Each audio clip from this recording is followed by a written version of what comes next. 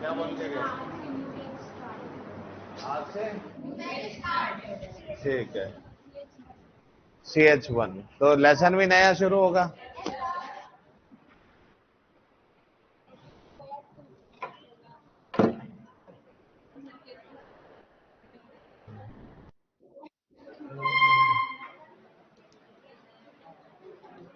Hello.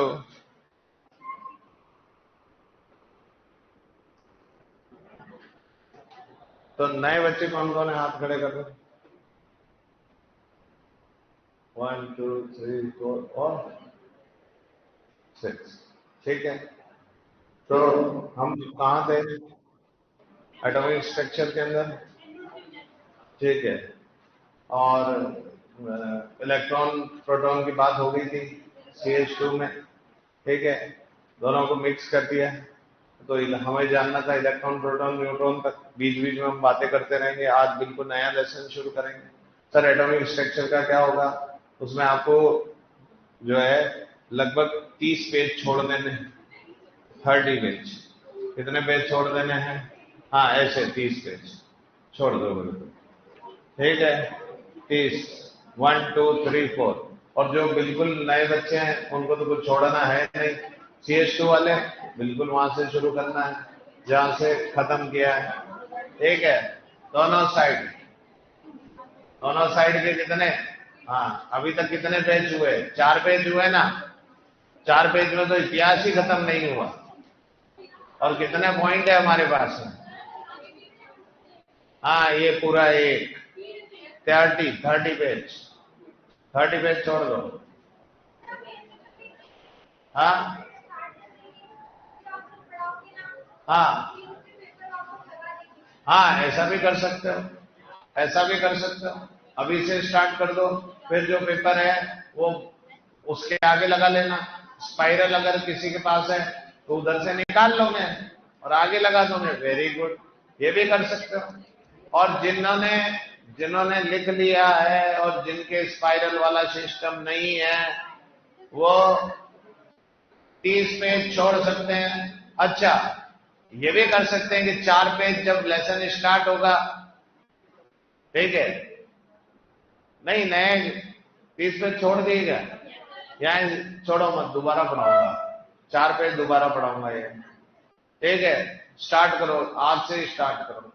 नया बिल्कुल सब कुछ नया। नया बिल्कुल। आज से उदय हुआ है किस पेज का? CH1। ठीक है।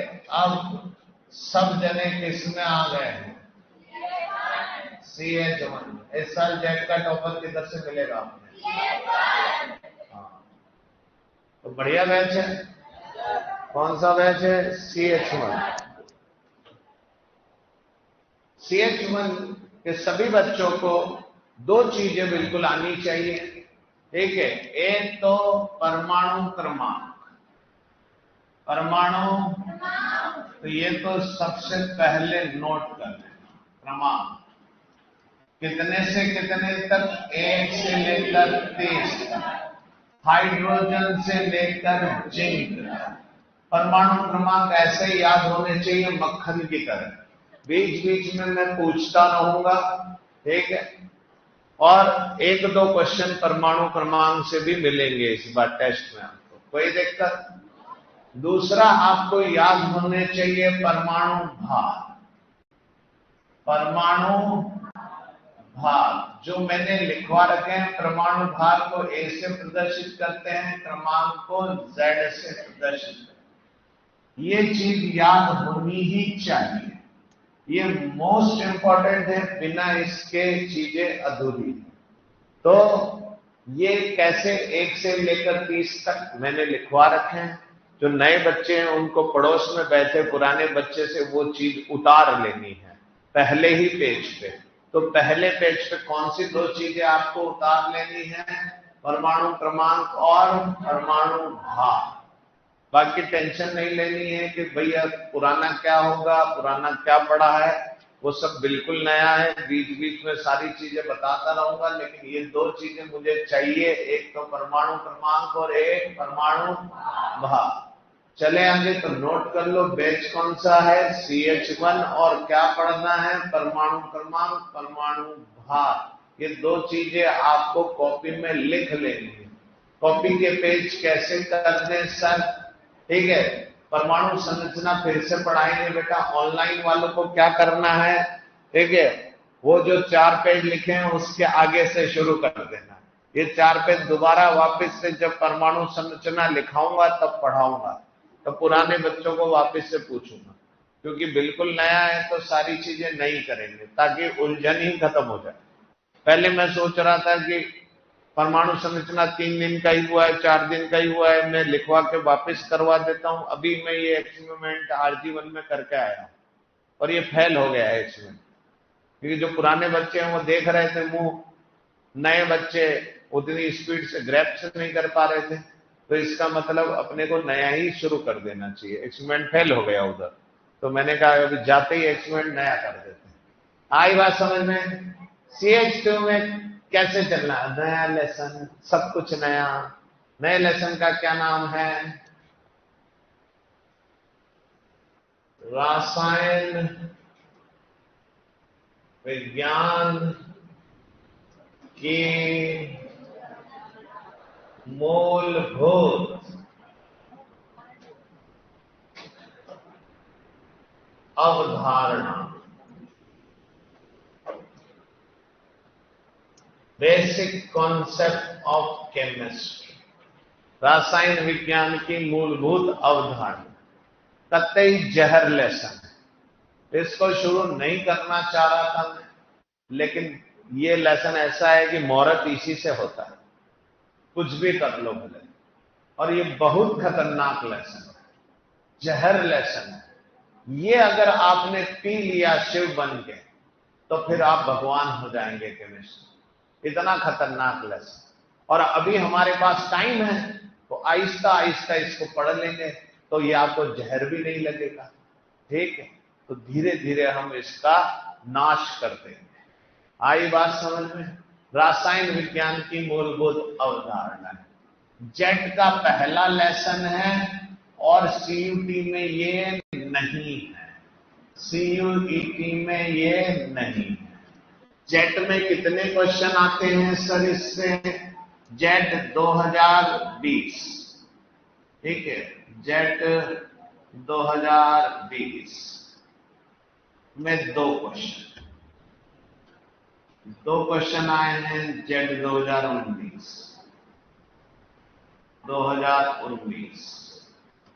फिर 2 क्वेश्चन जेट 2020, फिर 4 क्वेश्चन जेट 2021। देख रहे हो वैल्यू कितनी बढ़ रही है? 6 क्वेश्चन जेट 2022, 0 क्वेश्चन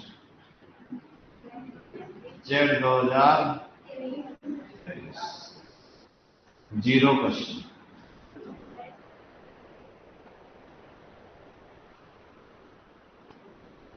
दो साल से कितने आ रहे हैं? 0 0। तो सर हम ये लेसन क्यों पढ़े?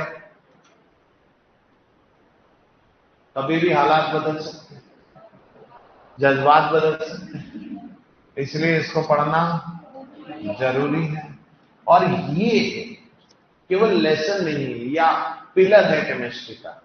ये आपको जो है आगे जाके विलियन लेसन, विद्युत रसायन लेसन, ठीक है, ठोस अवस्था, रासायनिक साम्य, आयनिक साम्य, अम्ल क्षार, इन सब के लिए ऊष्मा गतिकी, ठीक है, इन सब के लिए ऑक्सीकरण अपचयन, इन सब के लिए पिलर है। ये नहीं आएगा तो वो नहीं आएगा।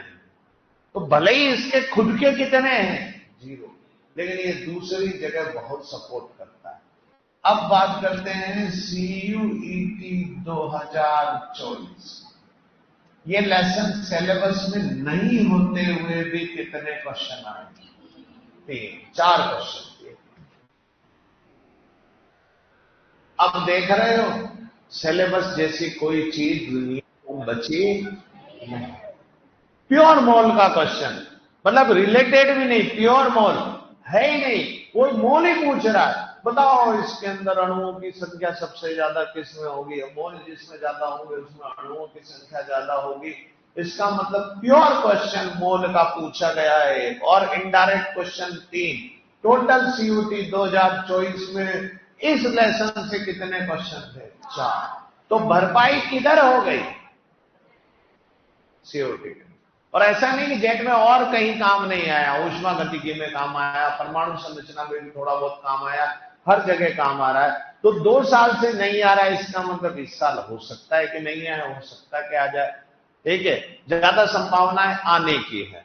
और सीओटी में तो वैसे ही आ रहा है, 2023 में भी था, 22 में भी था। तो मैं हमेशा कह रहा था कि मोल आएगा ही आएगा, तो आया वो उधर नहीं आके किधर आया, इधर आ गया सीयूटी के अंदर। तो पहले ये नोट कर लो ताकि आपको पता चले कि पढ़ क्यों रहे हैं हम।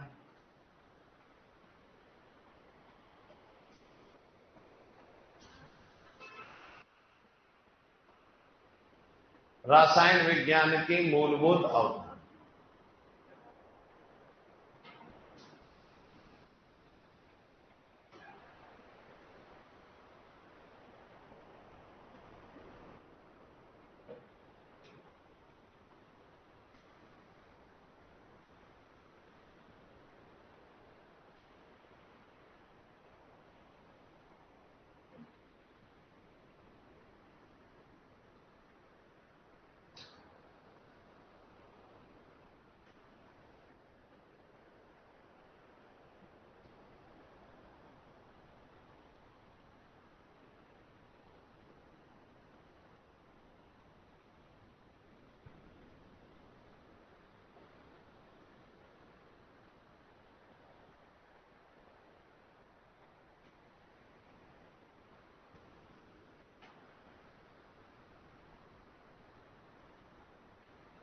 पिछले वाले चैप्टर के पेज छोड़ने वहीं स्टॉप करके ये नया शुरू करते हैं।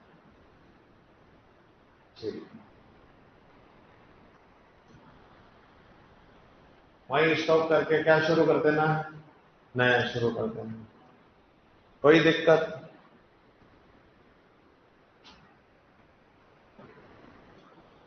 पिछले साल हमने क्वेश्चन जो है वो आप पे छोड़ दिए थे कि एक्सरसाइज के क्वेश्चन आप करें, डीपीपी के आप करें और हमसे प्रॉब्लम पूछें। तो इस साल से डिसाइड किया है कि अधिकतर क्वेश्चन आपसे, जैसे जैसे होते चले जाएंगे पॉइंट्स, वैसे वैसे मैं बताता चला जाऊंगा कि एक्सरसाइज शीट में ये क्वेश्चन करके आने हैं और फिर टफ क्वेश्चन इधर ही कराऊंगा। समझ गए बात को? इसका मतलब जब भी मैं कहूँ एक्सरसाइज शीट लेके आनी है, डीपीपी लेके आनी है, वैसे मैंने कहा था कल एटॉमिक स्ट्रक्चर के लिए, लेकिन अब अपन को क्योंकि लेसन तो 2-3 दिन हम लोगों ने होल्ड पे डाल दिया है इसको, फिर जैसे ही लेसन के 1-2 पॉइंट होंगे तो अपन उस एक्सरसाइज शीट और डीपीपी के क्वेश्चन करना शुरू करें। नोट कर लिया आपने? तो एक बहुत ही महत्वपूर्ण लेसन है और पिलर है, और सिलेबस जैसी कोई चीज अब रही नहीं है। जेट के सिलेबस से सीयूटी में क्वेश्चन आ रहे हैं और सीयूटी के सिलेबस से जेट में क्वेश्चन आ रहे हैं। इसका मतलब केवल जेट करना मिथ है, केवल सीयूटी करना मिथ है। ये दोनों ही केमिस्ट्री में, बाकी सब्जेक्ट की मुझे नहीं पता, लेकिन केमिस्ट्री की तो मैं ये कह रहा हूं कि दोनों ही आपको पढ़ने पड़ेंगे। आखिरी में जाके जेट वाले क्या फैसला लें वो अपने को नहीं पता, क्योंकि वो तो हाथ खड़े कर देते हैं आखिरी में जाके और अपने लिए प्रॉब्लम इकट्ठी हो जाती है। पिछले साल जो प्रॉब्लम हुई वो बहुत भारी थी, उससे पिछले साल ये कम से कम 5 साल से प्रॉब्लम आ रही है, इसलिए हमने इसको सॉर्ट आउट कर दिया। जेट और सीयूटी अलग अलग करना ही बंद है, ये बिल्कुल गलत है, मिथ है। बीसीसी करना है दोनों पढ़ना पड़ेगा, यूपी गेटेट करना है दोनों पढ़ना पड़ेगा, एंटीप्रेट करना है दोनों पढ़ना पड़ेगा, क्योंकि वहां पर भी यही हालात है सेम टू सेम। क्योंकि अब पेपर सेटर को पता ही नहीं, नशे में पेपर सेट कर रहे हैं ऐसा लग रहा है। आए चलिए इसमें क्या क्या पढ़ने वाले हैं, तो मुख्य बिंदु क्या है? बिंदु सबसे पहले हम पढ़ेंगे रसायन क्या है, क्या है परिभाषा पढ़ेंगे उसकी, पहला पॉइंट। दूसरा है रसायन के कुछ उपयोग इस लेसन में है, रसायन के उपयोग। इनको थोड़ा हमने कम कर दिया है, अलग अलग जगह बांट दिया है। तीसरा, पदार्थ का वर्गीकरण।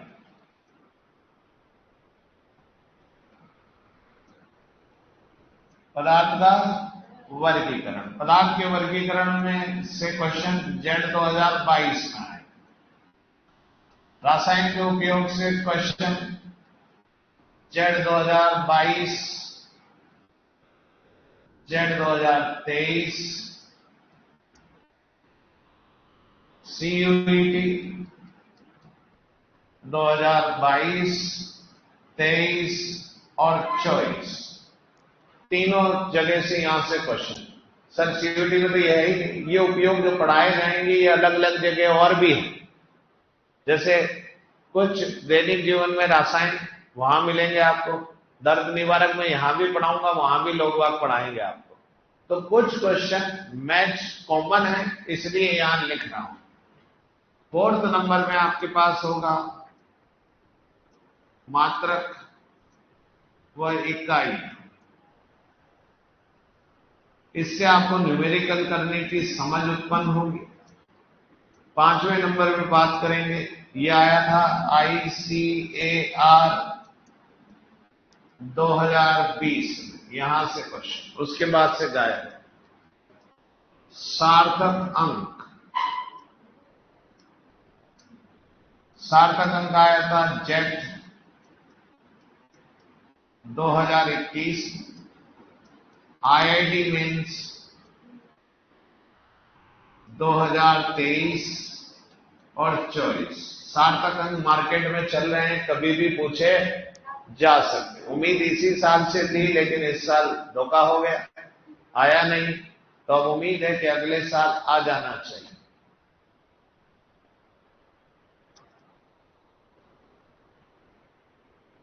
छठे नंबर पे हम बात करेंगे रासायनिक संयोग के नियम। रासायनिक संयोग के नियम जेड 2019, जेड 2020, ICAR 20, 21, 22। अभी बात करें तो IIT मेंस 2024 में पूछे गए, इंपॉर्टेंट जगह जहां से क्वेश्चन पूछे जाते हैं। फिर बात करेंगे परमाणु भार, अणुभार व औसत अणुभार, औसत परमाणु भार। हल्की फुल्की जानकारी कई बच्चों को इसकी है, लेकिन डिटेल में बात करेंगे। कोई दिक्कत? तो ये पहले 7 पॉइंट हैं, इनको लिख लो, फिर अगले 7 पॉइंट देखें कौन कौन से हो गए हैं। पहला, रसायन क्या है, उसके बाद रासायन के उपयोग, उसके बाद पदार्थ का वर्गीकरण, उसके बाद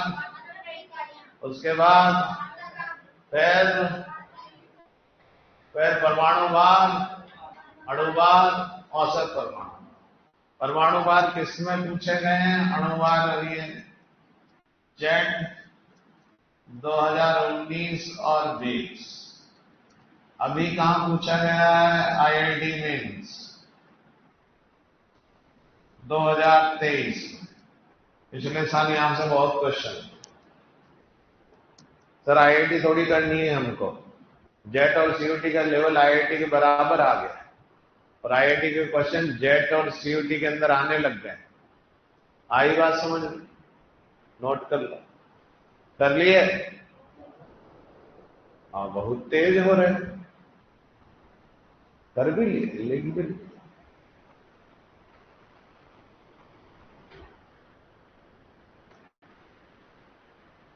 न्यू बेस से करना है। बिल्कुल, जेट का रिजल्ट आज आएगा क्या, मैं कुछ नहीं बोल पाऊंगा इसके बारे में। विश्वास ही उठ गया सिस्टम से। तब कौन कैसे रिजल्ट देगा, कैसा रिजल्ट देगा।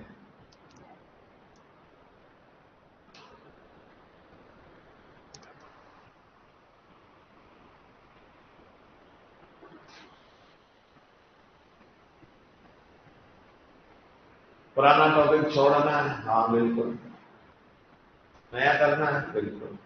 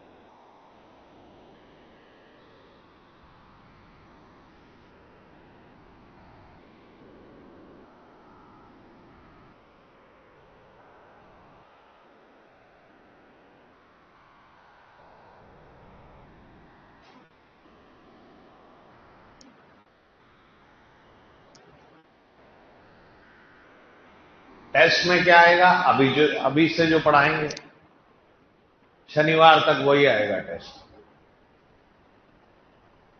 अभी से जो पढ़ाएंगे शनिवार तक वही टेस्ट में देंगे, उसके अलावा कुछ भी नहीं देंगे।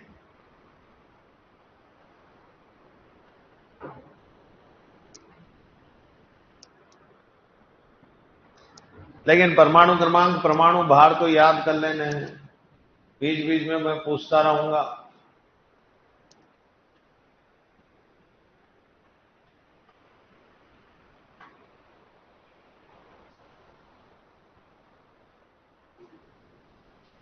चले आगे।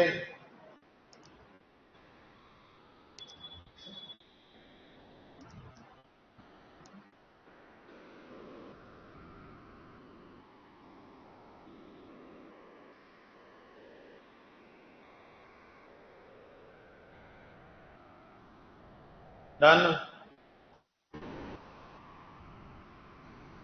चलिए, तो सबसे पहले क्या पढ़ेंगे, रासायन क्या है, उसके बाद रासायन के उपयोग, उसके बाद पदार्थ का वर्गीकरण, उसके बाद उसके बाद उसके बाद उसके बाद वही दिक्कत, उसके बाद सबसे इंपॉर्टेंट चीज आ जाएगी 8 नंबर, मोल अवधारणा कब आया है, जेट 2021-22, ठीक है। सीयूईटी 2022-23-24, इंपॉर्टेंट मोल अवधारणा।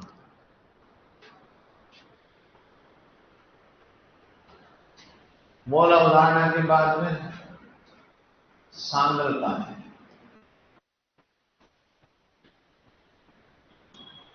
जैसे मोलरता, नॉर्मलता आदि, बहुत सारी। कब क्वेश्चन आया, जेट 2021 और 22, 2 साल। सीयूईटी में कब आया क्वेश्चन, 2022, 23 और 24। बिना इसके सीयूईटी अधूरी है, क्योंकि एक लेसन है विलियन, बिना इसके वो लेसन नहीं होगा। एक भी क्वेश्चन सांद्रताओं के बिना उसका पूरा नहीं होगा, इसलिए उस पूरे लेसन की जान किधर बसती है, ये आज सांद्रता है। 10 नंबर पे बात करेंगे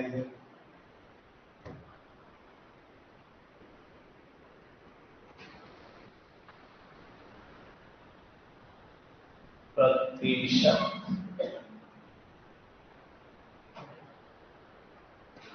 संगठन। किसकी बात करें? प्रतिशत संगठन। जेट 2022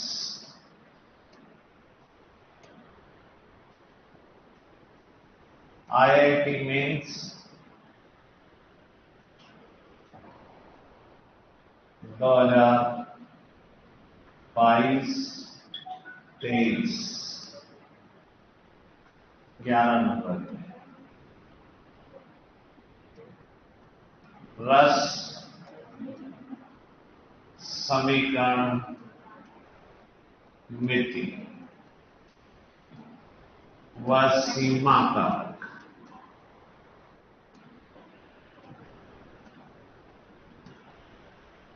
रस समीकरण मिति और सीमा नीट 2022-23 और 24 12 मूलानुपाती सूत्र व अणु सूत्र में संबंध।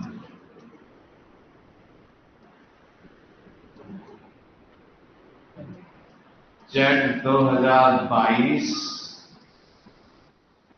नीट 2024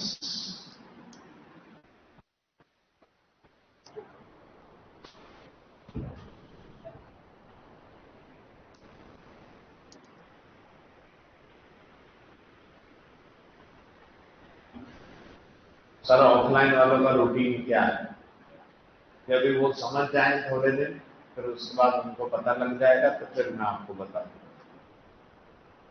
ठीक, अभी वो नए नए आए, थोड़े दिन माहौल में ढलेंगे, उसके बाद उनका रूटीन सेट होगा, रूटीन बनेगा तो वो मुझे बताएंगे तो मैं आपको बता दूंगा। ठीक है, कब एडमिशन हुआ? कल हुआ? हाँ, क्या रूटीन है? हाँ, कोई रूटीन नहीं बना अभी?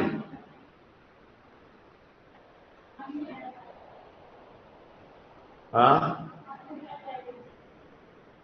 11:30 बजे 7 से 11, सुबह 7 से शाम को 7 से 11 पढ़ाई करते हैं। ठीक, वेरी गुड, अच्छी बात।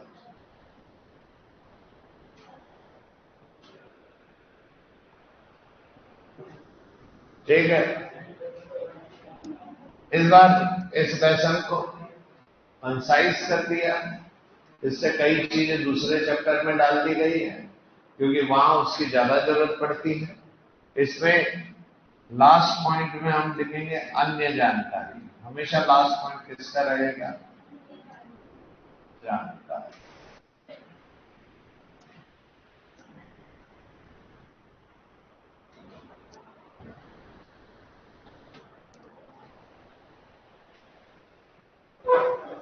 तो टोटल कितने पॉइंट हो गए? 13 पॉइंट। दिन कितने हमारे पास? 15 दिन में ये लेसन खत्म होना चाहिए, लेकिन 5 दिन क्योंकि शुरुआती लेसन है इसलिए हर शुरुआती लेसन के साथ 5 दिन हमको एक्स्ट्रा मिलते हैं। टोटल टाइमिंग कितना है? 20 दिन। कोशिश करेंगे हम, अगर आप बहुत अच्छे से पढ़ते रहे तो इसको 15 से 20 से पहले खत्म करेंगे, मतलब 15 से 20 के बीच में। क्लियर? एक्सरसाइज और डीपीपी कंप्लीट करते हुए चलना है। जब जब मैं बताऊंगा ये क्वेश्चन कर लेने एक्सरसाइज के, वो करते हुए चलना। कोई भी प्रॉब्लम एक्सरसाइज शीट और डीपीपी में बचनी नहीं चाहिए। नोट कर लिया? ये करें स्टार्ट। तो स्टार्ट करते हैं। पहला पॉइंट, रसायन क्या है? तो इसकी कई परिभाषाएं कई लोगों ने दी। सुन लो फटाफट। कई परिभाषाएं कई लोगों ने दी रसायन क्या है। लेकिन पूछेंगे रसायन पढ़ रहे हो तो क्या परिभाषा है रसायन की, तो आप जो कुछ महसूस करते हो वो सब है।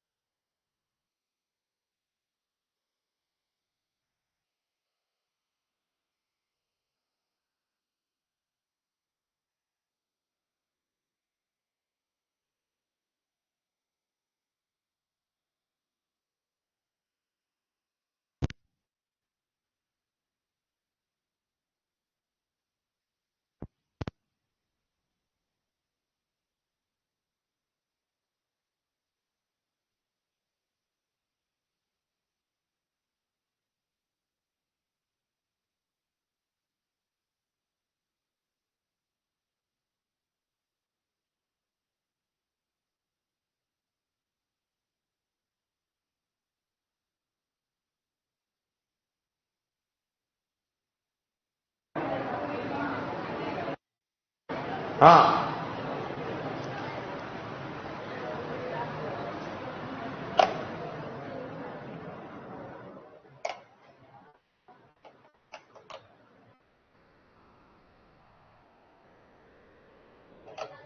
आ जाओ। तो रसायन क्या है? जो कुछ भी आप महसूस कर सकते हो क्या है? रसायन। जैसे ये सुन नहीं पा रहे थे, क्यों नहीं सुन पा रहे? रसायन की वजह से, क्योंकि आवाज जा नहीं रही है। आवाज क्यों नहीं जा रही है? क्योंकि इलेक्ट्रॉन जो है तरंगों के रूप में उन तक पहुंचने चाहिए, वो पहुंच नहीं पा रहे, इस वजह से उनके पास आवाज नहीं जा रही थी। आप बहुत खुश हो रहे हैं, डोपामिन लेवल बहुत हाई है। आप नए नए यहाँ आए, ठीक है, डोपामिन लेवल लो है, बिना किसी काम के आप सब कुछ सही चल रहा है जिंदगी के अंदर, लेकिन माहौल बदला है तो डोपामिन लेवल क्या हो गया? लो हो गया। लो हो गया तो निराशा महसूस होगी, लगेगा ये कहाँ आ गए, क्या एडजस्ट कर पाएंगे, ऐसा ऐसा होना लग जाता है। अगर आपको सबको डोपामिन के इंजेक्शन लगा दिए जाएं तो यहाँ भी आपको खुशी महसूस होने लग जाएगी। तो इंजेक्शन तो हम लगा नहीं पाएंगे, इसलिए आपको खुद अपना डोपामिन लेवल क्या करना पड़ेगा? हाई करना पड़ेगा। समझ गए बात को? सेरोटोनिन एक चीज होती है, वो अगर कम हो जाए तो प्यार का एहसास होने लग जाता है। तो सेरोटोनिन लेवल कम होते हैं, ठीक है। जैसे मैं हमेशा एक उदाहरण देता हूं, कई बच्चे जो है मुझे सुन चुके हैं, वो कैल्शियम का उदाहरण कि भैया कैल्शियम कितना इंपॉर्टेंट है हमारे शरीर के लिए, ठीक है। कैल्शियम एक एक एलिमेंट कैल्शियम दांत और हड्डियों के लिए सबसे ज्यादा मनुष्य के शरीर में 1200 ग्राम कैल्शियम। कितना ग्राम कैल्शियम होता है? क्वेश्चन है एस ब्लॉक का। 1200 ग्राम कैल्शियम। कौन सा एलिमेंट जो है हमारे शरीर में सबसे ज्यादा है? वो कैल्शियम। 1200 ग्राम कैल्शियम होता है हड्डी और दांतों के अंदर, जो हड्डी को मजबूत बनाता है। कैल्शियम के और क्या क्या काम है? आपके जो विचार चल रहे हैं मस्तिष्क से अंगों तक पहुंचाने का काम, तंत्रिकाओं का जो आवेग है वो किसकी वजह से होता है? कैल्शियम से। किसकी वजह से? आपने कोई विचार किया, और वो विचार दिल तक पहुंचा और दिल धड़कने लगा। तो विचार दिल तक पहुंचना चाहिए, तो दिल तक पहुंचा कैसे? कैल्शियम की वजह से। किसकी वजह से? कैल्शियम की वजह से। ठीक है, वो बायोलॉजी वाले क्या बताएंगे? न्यूरॉन में एक्सॉन डेंड्रॉन होते हैं, इससे सूचना। अरे एक्सॉन डेंड्रॉन में कौन है? कैल्शियम, पोटेशियम, क्लोरीन, इन सब की वजह से सूचना इधर से उधर जा रही है। मेनली बायोलॉजी के पीछे कौन खड़ा है? केमिस्ट्री। तभी तो सूचना जा रही है। अब ये सूचना दिल तक पहुंच गई है, अब दिल तक पहुंच गई है, दिल धड़कना तेजी से शुरू कर दिया है। अब धड़क रहा है दिल। देख धड़कता किससे है? ऑफिसर बोलेंगे एवी नोड ऐसे नोड से धड़कता है। तो एवी नोड ऐसे नोड के अंदर क्या है? कैल्शियम। कैल्शियम ही तो दिल को धड़का रहा है। ये क्वेश्चन है नीट का, दिल की धड़कन किसकी वजह से है? कैल्शियम की वजह से। कैल्शियम की वजह से दिल धड़क रहा। ठीक है, पेशियों में संकुचन होने लगा। तो संकुचन के लिए जो है अर्चना में बोलेगी, टिश्यू पढ़ाएगी, वो कहेगी कि एक्टिन और मायोसिन दो तंतु होते हैं, पेशीय तंतु, वो एक दूसरे पे फिसलते हैं तो पेशीय संकुचन होता है। लेकिन उन दोनों को फिसलाता कौन है? कैल्शियम। उनके दोनों के बीच में कैल्शियम है। कैल्शियम नहीं होगा तो ये काम चलेगा ही नहीं। एक्टिन मायोसिन धरे के धरे रह जाएंगे। कितनी इंपॉर्टेंट बात। खून का बहाव, खून का बहाव कट लग गया कहीं, खून निकलने लग गया, निकलने लग गया, रोकेगा कौन? 13 कारक होते हैं, उनमें से एक कारक होता है कैल्शियम। ठीक है, कैल्शियम। विटामिन के, विटामिन के होता है, ये ध्यान रखना। पोटेशियम नहीं होता, विटामिन के होता है। और कैल्शियम रोकता कौन है? कैल्शियम रोकता है। आपको समीर सर पढ़ाएंगे आके एक कोशिका झिल्ली, ठीक है, उसका एक मॉडल देंगे, तरल मोज़ेक मॉडल, सिंगर और निकोलस ने दिया, वो आके बताएंगे। उसके अंदर प्रोटीन वसा में डूबा रहता है। अरे डूबा रहता है, लेकिन चिपका किससे रहता है? कैल्शियम से चिपका रहता है। किससे चिपका रहता है? कैल्शियम से। भावनाओं का समंदर जब बहता है तो 2 हार्मोन काम करते हैं, एक कैल्सिटोसिन और एक पैराथायरॉइड। कैल्सिटोसिन और पैराथायरॉइड किसके बने हैं? कैल्शियम के बने हैं। बिना उसके ये भावनाएं अधूरी है। समझ गए बात को? बालों की जड़ें जो हैं उनको पकड़े हुए कौन है? कैल्शियम। जिंक के साथ कैल्शियम, कैल्शियम ही पकड़े हुए है। जिंक तो निकल जाता है छोड़ के, इसलिए कहते हैं बाल झड़ने लगे तो जिंक लो।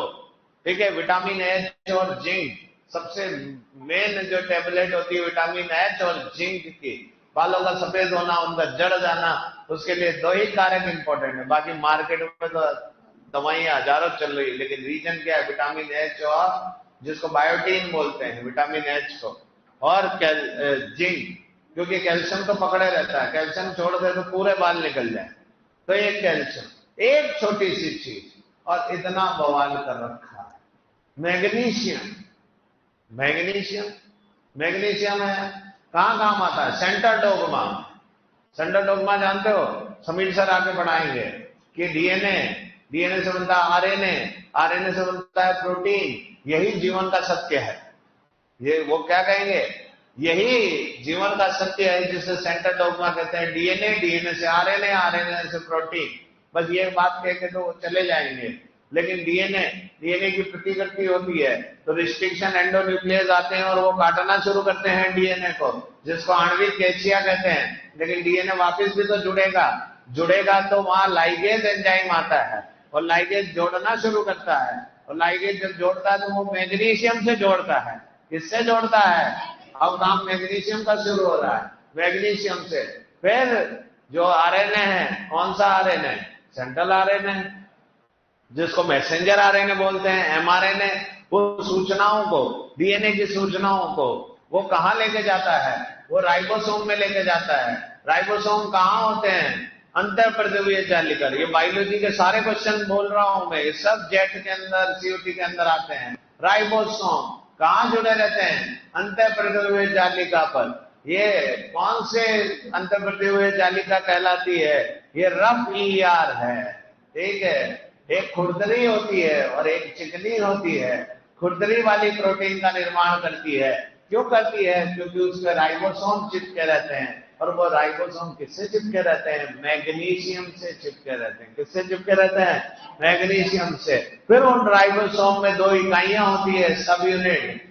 ठीक है, यूकैरियोट में 80s प्रकार के होते हैं राइबोसोम, प्रोकैरियोट में 70s प्रकार के राइबोसोम होते हैं। 80s में 2 सब यूनिट होती है, स्टेनबर्ग यूनिट। कौन सी होती है? एक 60 और एक 40। ये ज्ञान सब बायोलॉजी वाले देंगे, तुमको नहीं पता तो कोई नहीं। हम बीच बीच में जो मैग्नीशियम आ रहा है उसका काम सुनो तुम। ठीक है, उन दोनों यूनिट को चिपकाने का काम कौन करता है? मैग्नीशियम। फिर जो मैसेंजर आरएनए है वो राइबोसोमल आरएनए को सूचना देके वापस चला जाता है। राइबोसोमल आरएनए पर त्रिक लगे रहते हैं जिनको कोडोन कहते हैं। यहां से जेनेटिक शुरू होती है। त्रिक कोडोन, त्रिक कोडोन जो होते हैं उन कोडोन से अमाइनो एसिड की पहचान होती है। जो प्रोटीन है, प्रोटीन का निर्माण किससे होता है? Amino acid. सीयूटी 2024 की क्वेश्चन है बायोलॉजी के लिए। ठीक है, अमाइनो एसिड से। अमाइनो एसिड ढूंढने का काम कौन करता है? Transfer RNA, tRNA. TRNA amino acid को ढूंढ के लाता है और अमाइनो एसिड को चिपकाता है एक के बाद एक। किससे चिपकाता है? मैग्नीशियम से चिपकाता है। तब जाके प्रोटीन बनता है, तब जाके प्रोटीन से शरीर बनेगा। आई बात समझ में? तो सारा काम कौन कर रहा है? मैग्नीशियम कर रहा है। ठीक है, क्लोरोफिल प्रकाश संश्लेषण के लिए जो पहला स्टार्टिंग पॉइंट है, प्लांट फिजियोलॉजी पढ़ाएंगे समीर सर, लेकिन उसका स्टार्टिंग पॉइंट कहां है? मैग्नीशियम। बिना मैग्नीशियम के प्रकाश संश्लेषण पढ़ा देंगे? नहीं पढ़ा पाएंगे। C4 C3 सब धरे के धरे रह जाएंगे, उनके प्लांट सब ऐसे कैसे रह जाएंगे। वाष्पोत्सर्जन स्वसंजन तनाव सिद्धांत डिस्कन और जोली ने दिया था।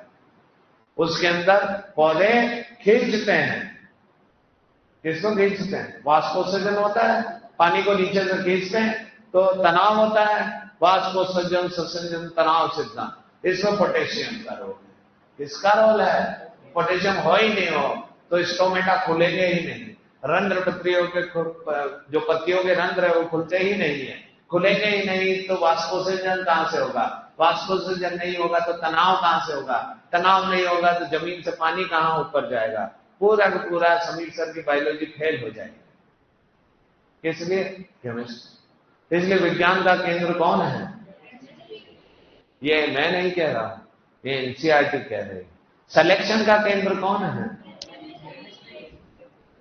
ये आज पहला शुरुआत कर रहे हैं, इसलिए मैं तुम्हें बता दे रहा हूं।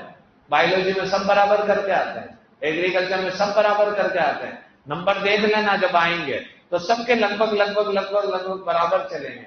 जो इतना अंतर दिखेगा टॉपर्स या सिलेक्शन होने और नहीं सिलेक्शन होने, वो किसमें होगा? साल भर दूसरे लोग कहते रहेंगे बायोलॉजी पढ़ो, एग्रीकल्चर पढ़ो, और लास्ट में काम कौन आएंगे? बिना उसके सिलेक्शन अधूरा है। तो ये रसायन क्या है? रसायन सिलेक्शन कराने का जरिया है। जिस मोटिव से आप यहाँ आए हो वो क्या है? रसायन। आई बात समझ में? तो ये सारा ज्ञान से आपको पता चल गया होगा कि विज्ञान के केंद्र में कौन है? रसायन है। अब इसकी परिभाषा जो सही सी है एनसीईआरटी में वो दी हाफमान ने। किसने दी? क्या परिभाषा दी हाफमान ने? हाफमान ने कहा कि तत्वों का अध्ययन। आवर्त सारणी में 118 तत्व है। कितने तत्व है? पहले तो ये पता करो आवर्त सारणी में कितने तत्व है। ठीक है भैया, सब बहुत सारे खोजे जाने तो एनसीईआरटी में 118 है। एनसीईआरटी में कितने हैं? तो हम 118 को ही जानते हैं। 118 पे कौन है? ओ जी।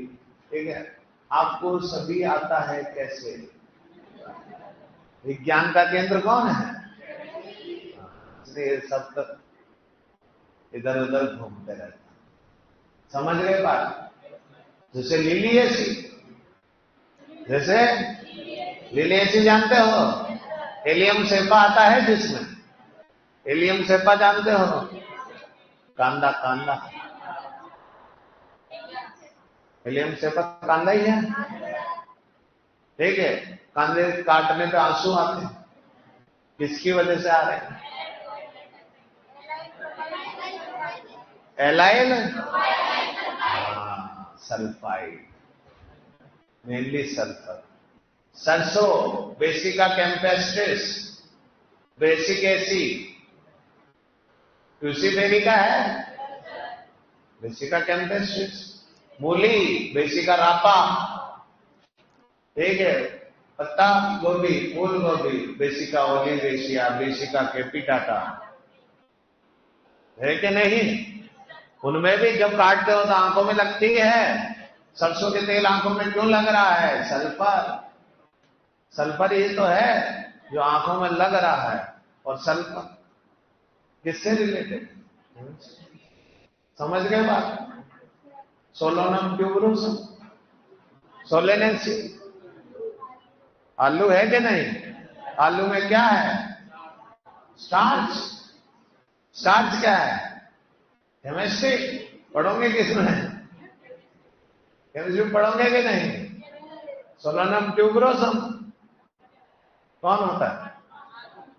सोलोनम ट्यूबरोसम आलू। और बैंगन का क्या नाम है? चलो अपन इसका आ जाते हैं, छूट जाएगा।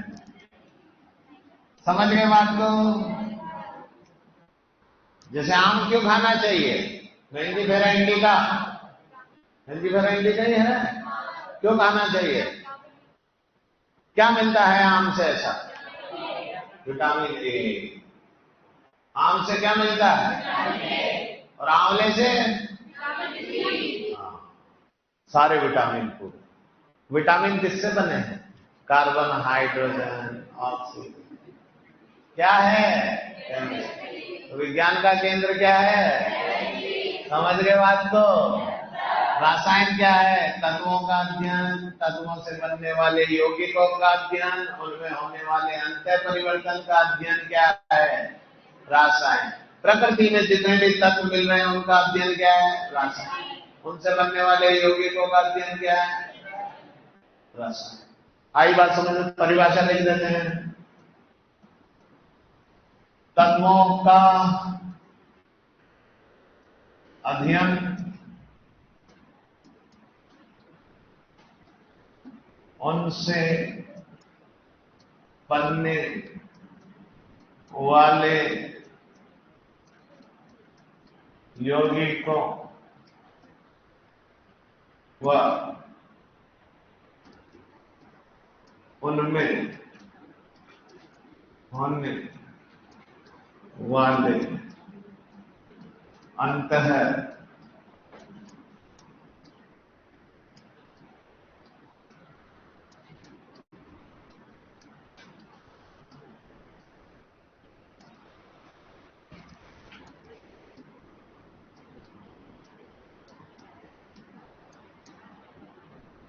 परिभाषा किसने दी? आप।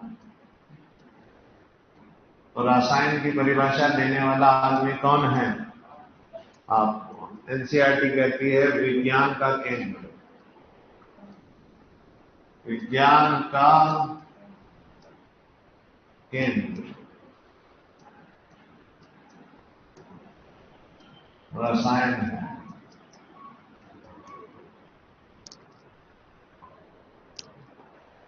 कौन है विज्ञान का केंद्र? रसायन।